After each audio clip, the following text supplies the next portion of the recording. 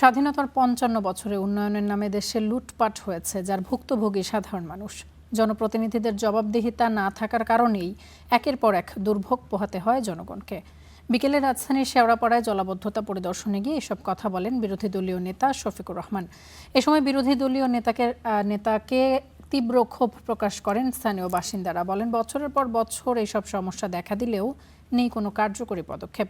জনপ্রতিনিধিদের কাছে গেলেও হয় না সমাধান। পরে জামাতের আমির জানান, ঢাকা ১৫ আসনে জলাবদ্ধতা সহ রাজধানীর জলাবদ্ধতা নিরসনে তিনি সরকারের সাথে দ্রুতই আলোচনা করবেন। প্রতিশ্রুতি দেন সমস্যা সমাধানের।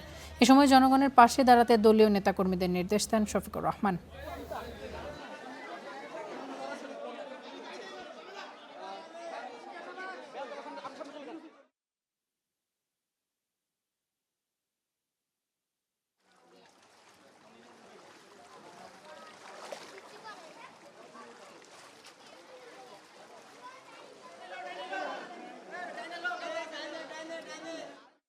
সকালবেলা পানির কি ভয়াবহতা ছিল এখানে যারা ভুক্তভোগী তারাই কেবল বুঝতে পেরেছেন।